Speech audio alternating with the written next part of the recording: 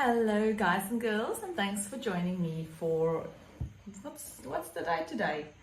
We are at the 6th of April and you are watching my 6th live stream now. Wow, almost a whole week down. So thanks so much again for joining me and coming to learn a bit more about who I am, what I stand for, and how I navigate this thing called life. Today I will be sharing with you how do I use my talent every day. Now when I read this question, I was thinking to myself, where do you draw the line between what is a talent and what is something that's sort of self-taught or that became a habit that you learn to do because of doing it over and over again? Is talent something that you get better at because you practice at it, or is it something that you are solely born with? Can you develop a talent as you grow older or as you practice something? Interesting question. Now, if we go with a talent being something that I guess you can sort of work at and develop as life goes on, then I have a few that I'm happy to share with you.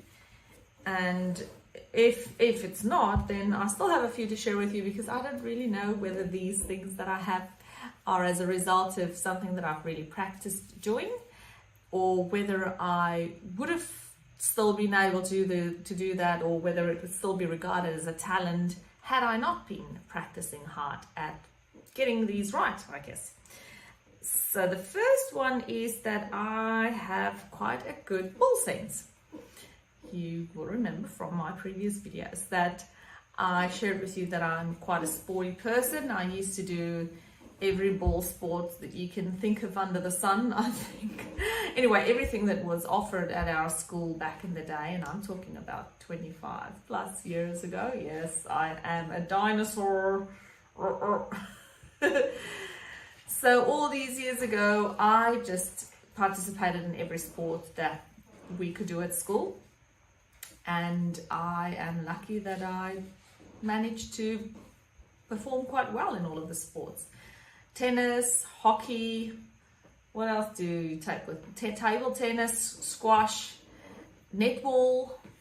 These are the sports that we did at school or that was available to us. Remember, I come from a small country town in South Africa and we only had a limited number of things that we could do.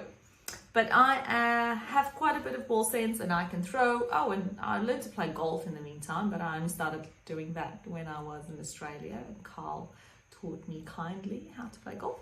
So I do enjoy balls and sticks and anything in between that involves running or getting excited with playing together.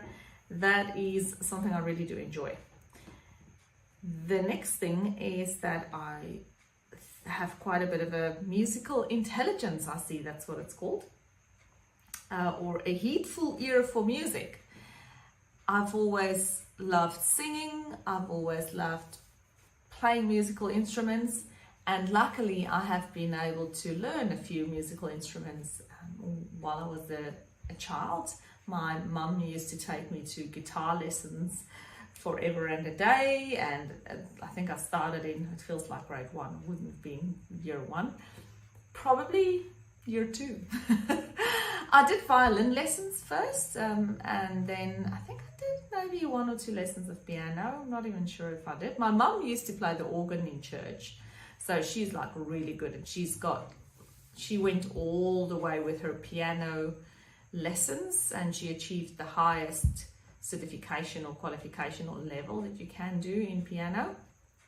But I just basically can play guitar and really enjoy doing that and singing, and I just have an ear for, I guess, music and love listening to it and participating in it. The third thing is that I can speak in front of many people, or I can speak in front of the camera, whichever way you want to see it, which is then published to many people. I have no issues at this point in time doing it.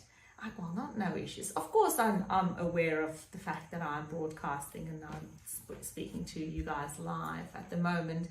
And when I stand in front of an audience of 100, 200, 1,000 people, to me is actually an opportunity where I see it as, well, as a great privilege, to be honest, to share with people my thoughts and my views about something.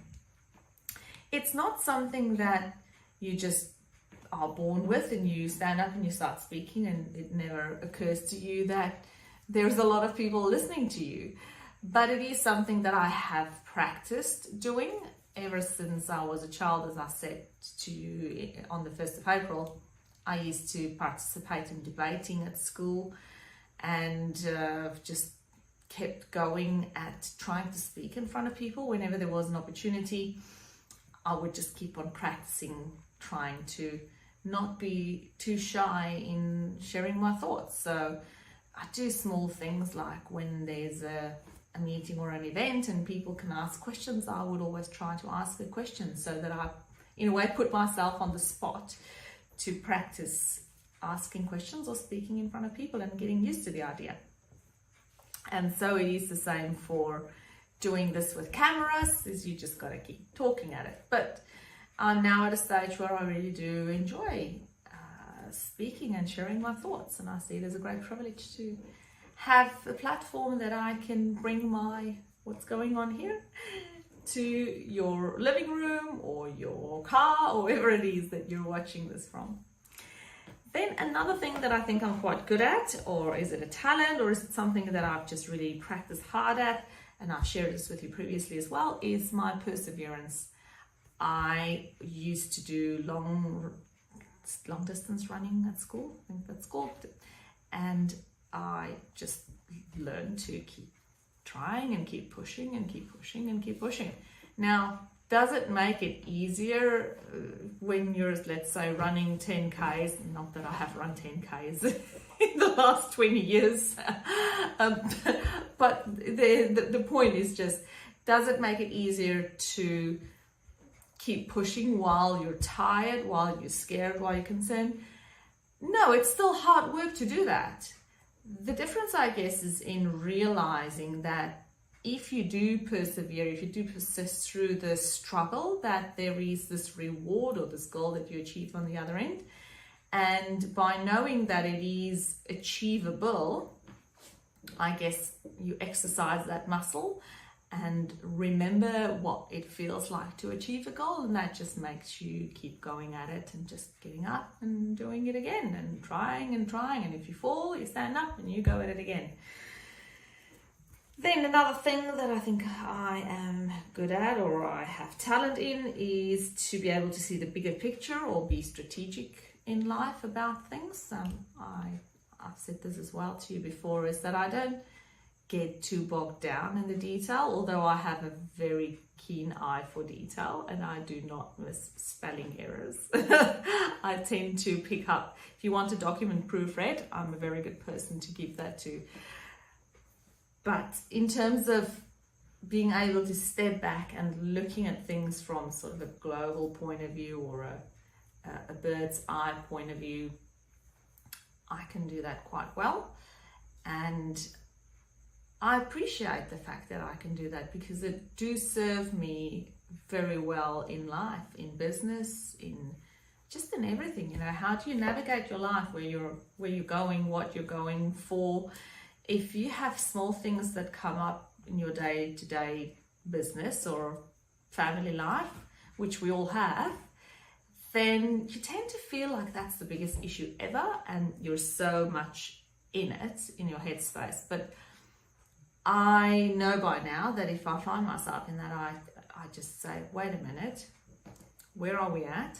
Let's take a step back and remember why this is happening, what has happened. Let's look at it from sort of an outsider's perspective and reassess whether it's really needed to be that worried or concerned about what we're doing and just realign where we need to go and what it is that we actually want to achieve.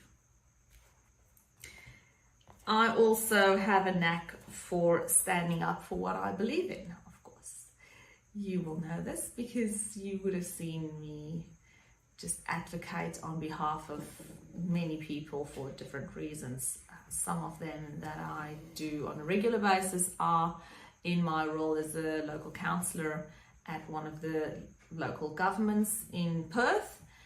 I stand up for what I believe in. If I believe there's an issue that needs to be addressed, whether it's a contentious issue or not, I would not shy away from sharing my opinion on things, or in a way fighting for what I believe is the right thing or the wrong thing and making it better.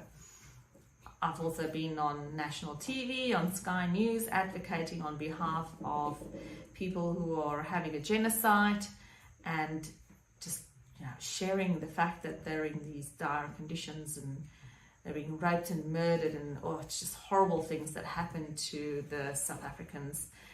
And I am a passionate believer that that's not how, and we all know it, that's not how life should be. And so I'm prepared to put my head on the block, so to say, in standing up for these people and sharing the fact that they are being murdered left, right and centre, and that's unacceptable. Now, standing up for my beliefs mean that I do not subscribe to the concept of popularity. I could not care less, to be honest, whether you agree with me or you don't agree with me, whether you like me or you don't like me. I do appreciate if you share your differences of opinion with me, and I'm always open to listen to all different avenues. I actually really quite enjoy that because you never know, I might have missed an angle to an issue that I wasn't aware of previously. So I'm always open for any feedback, for comments, for difference of opinion, for different angles or views of issues. But I will not base my vote whenever I'm in a situation where I can have a vote on something, or I will not base my views or my advocacy because of popularity, on whether or not it's going to make me a more popular person or not. I base my views on what I believe in here, what's the right thing to do. Let's see, what's the next thing in terms of talent / things that I guess worked hard on. I have a technical aptitude or academic aptitude, or both, quite frankly, or an intuitiveness, I guess is the other word. I used to work in software for a while, and obviously in academia, and it sometimes takes a special way of thinking to be able to verbalize what happens in the technical aspect of what it is that you're working in into a sort of business, or a, shall I call it, layman's term. And having been a business analyst for a number of years, I also honed in on that skill quite a bit. So I was able to understand what the software engineers were saying, and then I was able to translate that information into something that our clients would understand. So that's for the technical, and also for the academic aspect. You know, having done my PhD and been involved in research quite a bit, it takes a bit of thinking, and you've got to sort of switch your brain around in a way to define or describe the academic problem that you're solving in layman's terms, in easier terms and definitions. And when you do your research, you tend to be, again, so bogged down in the details, or so focused, sharply focused on what it is that you're doing. Because remember, you're doing this little tiny bit of thing about this much knowledge in the world, and then when you're doing your PhD, you're just like drilling down until you've literally taking a microscope and making such a small piece this massive thing that you're blowing up. And to be able to describe what you're doing there into a regular kind of chat to somebody that you might meet on the street takes a bit of changing the way your brain works. I think in a way, the fact that I speak 2 languages helps as well, because when you think in English, and obviously English is my second language, Afrikaans is my first language. Yes, I speak Afrikaans every day. My whole household is Afrikaans. My parents are here, my family. I have lots of family. I have some family members in Australia, but obviously lots of them in South Africa, and I just speak Afrikaans to friends and everybody. So Afrikaans is still my first language. When I do English, I have to often think, what's the word again? That said, it happens to me when I speak in Afrikaans as well. That's the thing when you're talking in two languages. You're never really the one or the other. You're sort of hovering in between. But the fact that your brain practices to think in one way and then move it over into another language, I think in a way is the same for technical aptitude and academic aptitude, because your brain learns to change the same information into a different format and then verbalize that. Another thing that I think I'm quite talented at, or have worked, no, I haven't worked at this one, although I do use it all the time, is I'm quite or very much creative personality. I love making stuff. Whether it's making a video, as you can tell here, whether it's writing a book, whether it's knitting a cardigan for my little baba, whether it's painting, whether it's creating a new interior space for our house or doing the garden outside. I just love creating things, and I have a very creative aspect to me. Now, whether that's a talent or that's something that you work at and just practice at getting better at, I don't know, but being creative has helped me problem solve really well, because it allows me to think outside of the box. I am not your status quo kind of girl. Nope, sorry. Find somebody else to be a status quo girl. I'm a creative person thinking out of the box, and I will challenge any person's view on, oh, but we've always done it this way. It's like, no, we can do it in another way. There can be a different way. There can be a better way. It doesn't necessarily mean that another way is a better way, but there are often other ways of doing things. And by being in a creative mindset, it obviously helps you to create different solutions to problems. Then I have a spatial reasoning capacity. What does that mean? I was actually looking that up to understand exactly whether that's what I think it is. It means that I'm able to picture in my mind things in a 3D sort of kind of vision. So, as I said, this helps really a lot with things like designing and interior designing, but it also helps for geospatial kind of things. I have a very good sense of direction, and I think it's it's a way if you can imagine where you are and keeping track of where you're going, or just imagining that kind of space in your head, and hopefully not get lost too often.